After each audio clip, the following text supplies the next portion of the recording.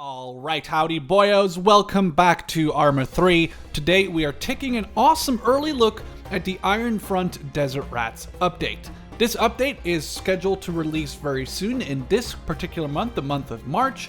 Also, the models you'll see in this video are high quality textured units.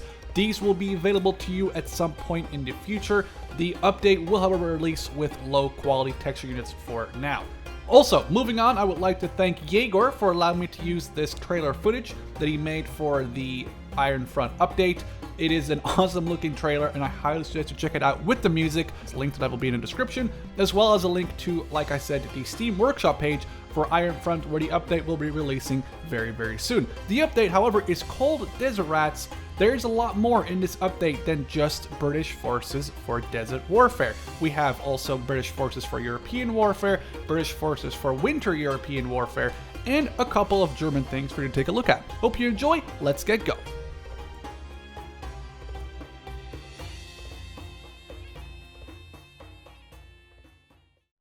Starting off with the British infantry under the Desert Rats faction, it is clear they are ready for fights in a warm climate. Short shorts, short sleeves, a P37 webbing in multiple variations, and the Mark II helmet make up the kit of the average soldier. There is, however, Scottish Balmoral hats and a burlap covered Mark II available for certain units such as snipers and marksmen. Furthermore, some of the units are equipped with the famous Chicago typewriter, better known as the M1928 Thompson submachine gun. Here we have a closer look at one of the Desert Rat soldiers. We can see they have backpacks and their vests are also very different depending on their role. From one's equipped with gas masks, one's equipped with grenade pouches, etc, etc. Moving on from the infantry, we're taking a look at some of the vehicles in the Desert Rats update. This is the Crusader anti-aircraft tank. It is a Crusader chassis, however they removed the turret and put a 40mm Bofors anti-aircraft gun, however also very capable against infantry, on top.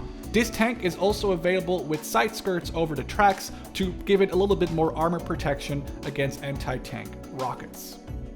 Also introduced with the Desert Rats update is the Crusader Mark III tank, armed with a 57mm or 6-pounder gun. This Crusader is a direct upgrade over the previous iterations because those were only armed with a 40mm or 2-pounder gun. This tank is also capable of removing or adding side skirts above the tracks and comes in 2 different camo variations as seen here. The Crusader 3 first saw action during the Second Battle of El Alamein, one of the maps introduced with the Desert Rat update.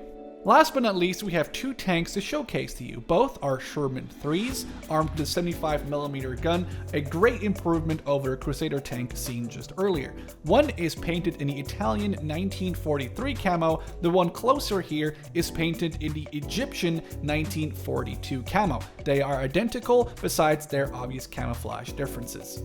Moving on from heavily armored and armed Vics to the Willys Mb Jeep, a very famous World War II little workhorse of not only the American but also the British military. This one comes in desert color and seats up to 4 passengers. Also included a very quick look at the M5 half-track, already seen before in IFA. This one is also armed with a 50 cal machine gun capable of transporting troops across the desert relatively quick and safely. Looks may be deceiving when it comes to this Bren Carrier. The Bren Carrier has 1 driver and 1 gunner armed with a Bren machine gun and actually seats up to 9 passengers, not including the crew. Now the passengers might not be experiencing the greatest amount of comfort riding on the outside of the Bren Carrier in some cases, but we are pretty sure that comfort is seen as a less important thing when the other option is to walk through the desert instead.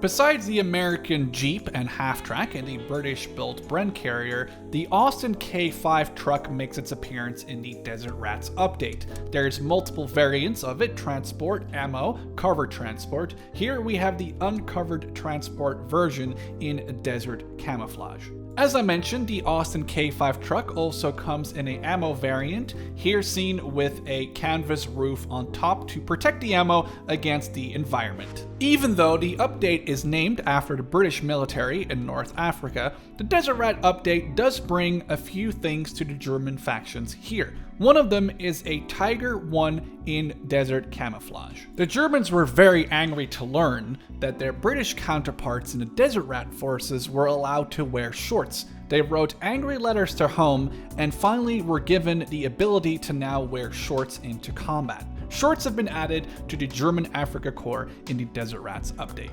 The letters about the shorts were not the only angry letters the German High Command received from their troops. Angry letters were sent to German High Command about the fact that German flak crews were way too susceptible to enemy small arms fire. In the Desert Rats update, you can now expect flak 88s to be able to mount shields to protect the crew from incoming small arms fire as seen here. The name of the update is a bit deceiving. We are not only going to be able to access British forces fighting in the desert, we're also going to have access to British forces fighting in Europe. Here seen are British paratroopers, also known as the Red Devils by their red berets, in European uniforms.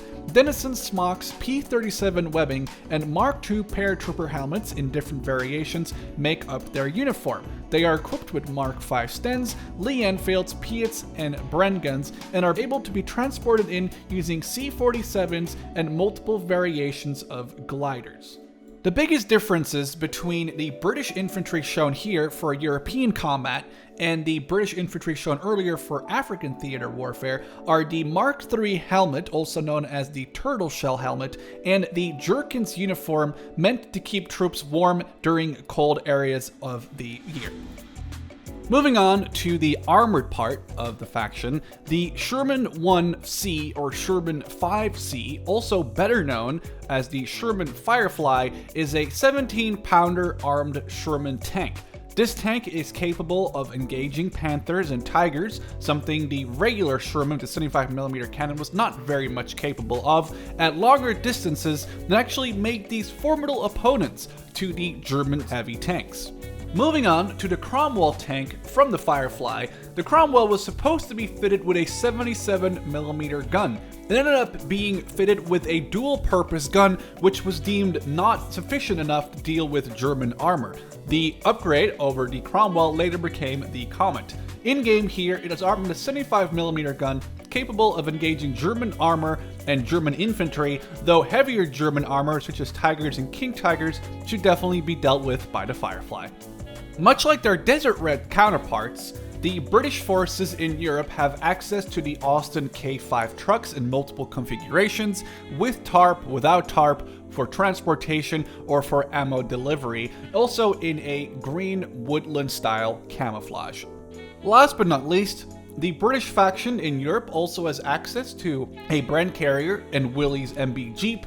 These are the exact same as the ones in the Desert Rats faction, however they are obviously in a slightly different color, so they are less conspicuous trying to go through the European countryside. The winter of 1944-45 was one of the worst winters in the 20th century temperature-wise. Here we see some Red Devils, or British paratroopers, after having been fighting in the winter for quite some time. Their uniforms are dirty, their boots are dirty, but their fighting spirit still lives on. Last but not least, for the Winter faction, we have British regular soldiers in regular uniforms P-37, and in the Jerkins uniform, which we already talked about, is meant to keep troops warm in cold environments. Last but not least, also a winter camouflaged Cromwell for if you really need to ambush some German tanks in the battle for the Bulge. The LCA, or Landing Craft Assault's job, was to transport troops onto the mainland from transport ships deeper out into the water. Here, in the Desert Rats update, it holds about a squad and a half worth of infantry and has the ability to either drop or pull up the plank and also close the gates to provide some extra cover for the infantry inside. Moving on from the LCA, we take a look at the LCI, or Landing Craft Infantry. The LCI was actually designated to sometimes transport the LCAs seen earlier. This ship holds a buttload of infantry, we're talking 5 to 6 squads, and is capable of defending itself with multiple anti-aircraft guns on the upper deck. Infantry can sit inside safely and can deploy via the planks that can be dropped down onto the coast. Infantry can deploy off the ship and immediately get into combat. And that concludes the early look at the Iron Front Desert Rats update. I would like to thank the Ironfront dev team for allowing me to take an early look. I would also like to thank you guys, obviously, for watching the video, and I hope you're just as excited as I am to be checking out all the new stuff on our own servers and play around with all the new toys, weapons, and uniforms for the next couple of months to come.